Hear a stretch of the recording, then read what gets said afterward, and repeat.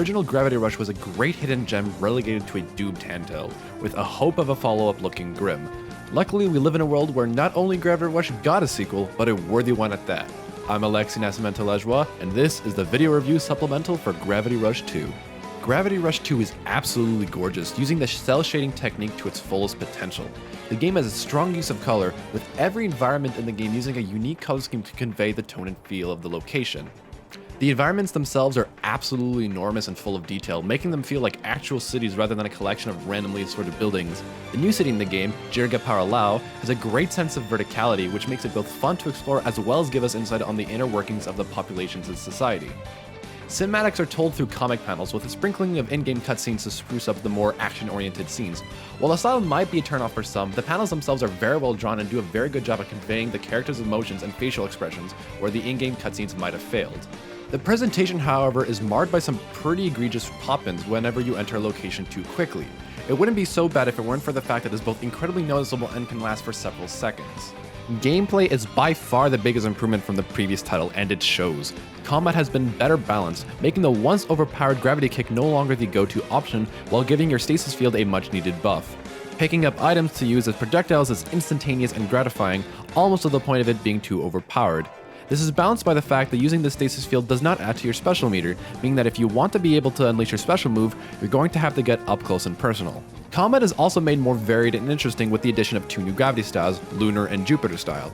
The former places an emphasis on floaty movement and more evasive-based combat, while the latter focuses on slower, heavy attacks with faster gravity shifting and sliding.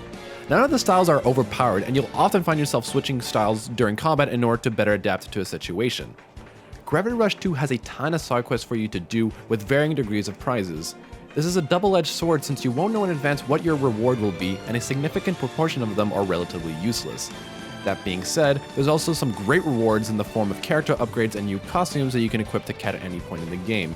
Time trials will always be worth your time, however, as they give jewels that can be used to upgrade your abilities to make them more effective. What holds the gameplay down is a pretty unwieldy camera in certain sections. The camera will work fine when given open spaces, but as soon as you get into a narrower environment, you'll find yourself fighting for control over the camera, which can make certain parts of the game more frustrating than anything else. The game's soundtrack is one of the best that came out this year. With a heavy emphasis on jazz and a sprinkling of orchestral tracks, these songs will stay in your head, from the high tempo and lively nightlife of Plejeune to the slower pace and sophisticated theme of Le Havina. All spoken dialogue is done in an invented language that sounds like a mix between Japanese and French, which when heard sounds very pleasing. It's a shame we can't hear more of it, as it's used pretty sparingly throughout the game, with it only being prominently used for the in-game cutscenes.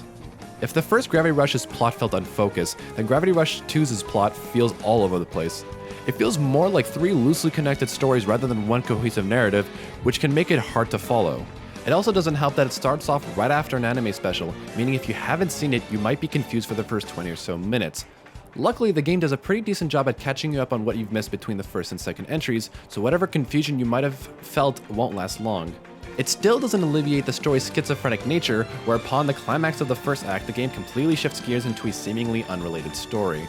Despite that, the game actually answers many of the plot threads that were left dangling after the first game, albeit in less than ideal circumstances.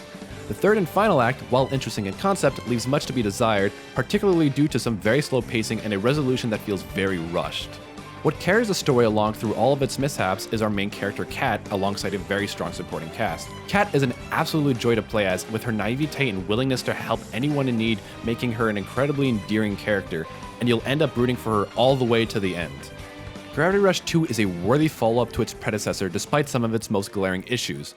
With a gorgeous presentation, amazing music, improved gameplay, and a great lead, if you were a fan of the original Gravity Rush and just so happen to have a PS4, do yourself a favor and pick a copy up.